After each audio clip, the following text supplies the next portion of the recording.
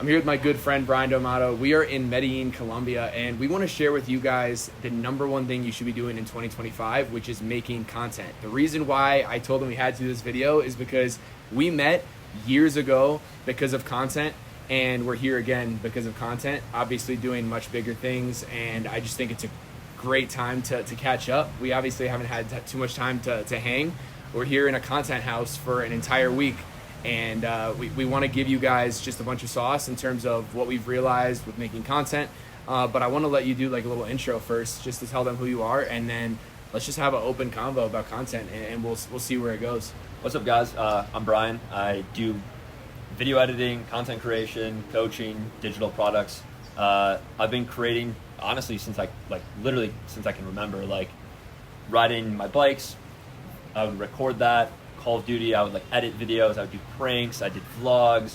I'm probably most known for music video tutorials online. But yeah, just honestly a content creator at heart, entrepreneur. Honestly just like documenting my life through video. And it just so happened that I feel like we grew up in an era where it's perfect, where you can document your life and make money off it. So I feel like I just grew up in the right time. For sure. Yeah, bro, and I feel like there's so much we could talk about. I don't even know what this video will be about. It's really just a message to everyone watching who clicked on this video. Maybe you're in his audience, maybe you're in mine, maybe you're in both, of just make content, document your journey. So I want to take it way back and tell them how we met, because I feel like that's going to show the journey in terms of how powerful content can be. I think I slid into your DMs, or one of us connected on Instagram. It was definitely Instagram DMs. I don't remember exactly how it went down, but it was you're doing cool stuff, I was doing cool stuff. Yeah, at least what we thought was cool stuff. What we thought was cool stuff. And I think it's just to show, right? One thing that I feel like is so important, because we both look back at that time, we looked at the photo shoot we did, and just knowing that you always look back at your old content and think, oh man, what you just said, that wasn't too cool what we thought it was. And I just saw something today that lines up with this, of if you post a video and you think it's cool, you posted too late, you took too long. You should always look back at your content.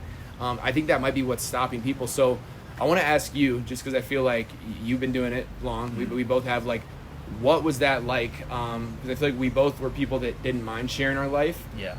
What was that like, especially with some of your students, and as someone who's made content for so long? What could be something that you can give to people that they haven't put that first post up, or they just haven't dived all the way in? Dude, it's honestly the most simple advice ever, but you just got to get the first 10 pieces out. You got to just post your first few videos. You're going to be embarrassed. I remember I was making videos my whole life, and then high school, that kind of dynamic of people thought you were weird for making videos, or maybe you're a little self-conscious. I definitely was about making content. So I feel during high school I was kind of trying to make content and post online for everyone to see, but also be oh wait, I don't want the people in my life to see it. So I was almost embarrassed at the stuff I was creating. But the spot where I saw the most progression was after I dropped out of college, and I was just dude, I got to make this work. If I don't make this work, I'm literally gonna be working a job I hate. Mm-hmm. So at that point I just stopped giving a fuck about who saw my video, or if it was good or if it was bad. And then once that clicked, it was just boom, boom, boom, boom, boom, progression. And that's where I actually saw me be able to go full time and create the content I want.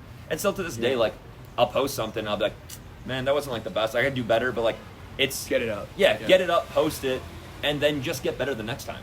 Yeah, 100%. And I think also, maybe for me, a lot of creators that I work with, the thing that's holding them back is the feeling they have to go viral, or the feeling they have to do something that they don't want to do, or post something. I feel like the content game has changed so much in the direction of, you don't actually need viral videos anymore, and you specifically also, you don't need to do anything you don't love or don't want to do, because there's with the internet, you can find a group of people. If you're into knitting, you can find a group of people that are into knitting. If you're an older woman into knitting, you find a group of older women into knitting.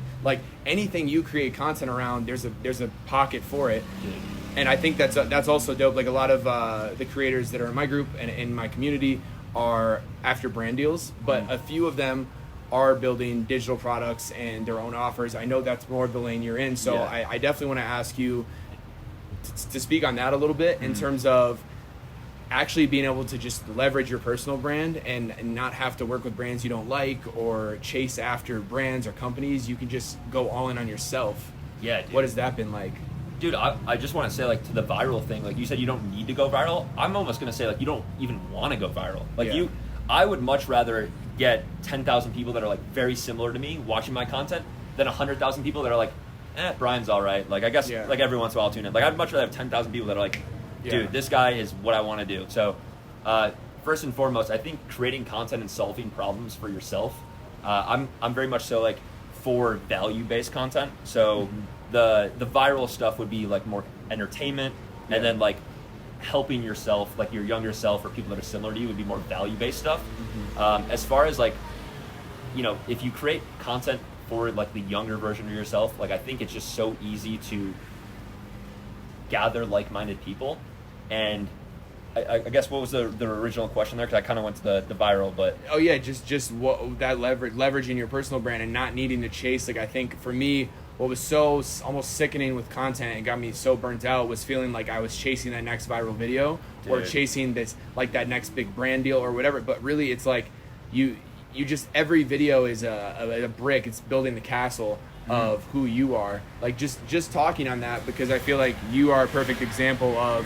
It's all personal brand for you. Obviously, Yeah. I know you've done big brand deals, but I feel like you probably enjoy leveraging your personal brand in terms of, I mean, you can still get brand deals, Yeah. but like being able to create your own offers and bring out, like, you know, your coaching program and things like that.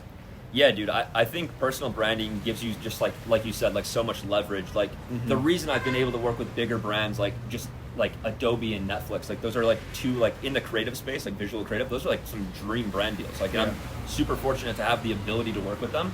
But those two brand deals didn't come because I was the best video editor, the best videographer. It was because I had a personal brand, and they actually reached out to me. Like I didn't like. I was gonna say you probably didn't. Yeah. It then probably didn't come from sending thousands of emails a day either. Like No. I just want to touch on that real quick. Like I think that so many creators think like I'm just gonna work so hard on outreach. No. You have to build what the brand sees first. Like Dude. what do you have for the brand to see, and who are you? What is your story? I feel like that's huge. The people that are going to win in 2025 and moving forward are the people that can bring attention to themselves. So either, you know, you're working and you want clients. Like if you can get inbound leads through content, you're going to win. If you have a digital product or a digital offer and you can get inbound like students or customers through that, like you're going to win. Like if you have to reach out to someone, like you're just not playing the leverage game that like content and personal branding allows you to do in 2025. Like it's still, all that stuff still works, but like content's the answer. Yeah. Like we can sit here, record this 10-minute video, and it can be seen by 10 people or 10,000 people or 10 million people. And it still took us this exact same amount of time to make versus like if you wanted to reach that many people with email, like good luck. Yeah. Right. Yeah. Yeah, 100%. I feel like too, just sharing like, because that was kind of the beginning. Like when we just said we enjoyed making content. Yeah. We met when we were both doing pretty different things. Like he was shooting music videos, maybe not even at the time. Like maybe you were doing, I don't know if it was photo, but yeah, I was more actually a photographer at the time. yeah. So it was and I was a magician. I was doing magic so tricks crazy. and street magic, and it's crazy, right? Because the magic or the photography is not what kept us in the same room and then put us in the same room, 6-7 years down the line. It's the content itself. It's the decision to create. Odds are if he stopped creating or I stopped creating, we wouldn't have much of a reason to be here because we wouldn't have been able to keep up with each other's journeys and stay updated with your story. So that's something I also want to tell creators, and I think Bryan would agree with me, is let go of the metrics like views and comments and likes, and just remember that your face is popping in front of people over and over and over again, and people that otherwise wouldn't know your story are going to learn your story and know your story. You can probably relate, like just posting, let go of the views and numbers. You'll get people that see you from real life and are like, bro, I've been keeping up with this, and this, or I've seen you've been working on this.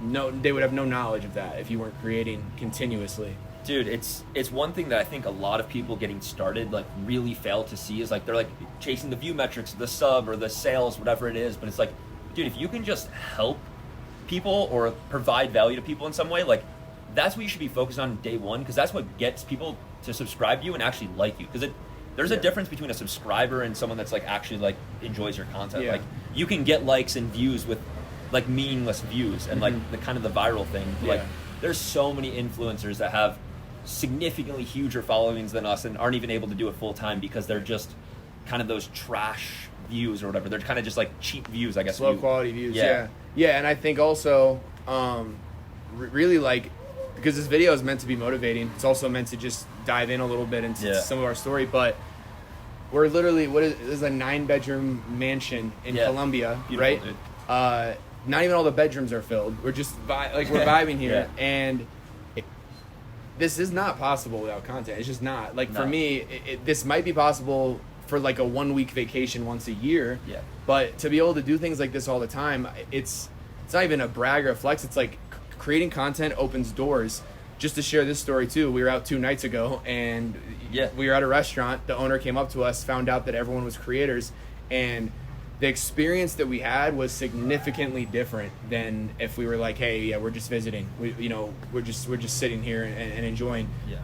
We got to explore the rest of the venue. There was an escape room in the basement he brought us to. He brought us over, more drinks and food. It's different. Like, it's just doors open. Yeah, dude, it's in every element. Like, I mean, I think it allows you to first and foremost make more money, which is amazing. But like also like social circles, like access to things. Like last night, like we got that escape room experience, and I think he knocked some stuff off our build just because like we were just for sure. Yeah. So it's like those things, like even if you had like a traditional business, like those are things that you're just missing by not having a personal brand. And you guys have to understand too, like this is the craziest part. He didn't ask to see our pages. He just heard the word content. The word content, it opens doors by itself. Every single company, owner, marketing team, they love the word content. They need content creators. It's on their mind. Yeah. It's not even, you don't even need to be discouraged if you're posting, and work on the story you're telling and the quality that you're posting. And if you have that, I think it honestly shoots over, like we've talked about, views and those metrics.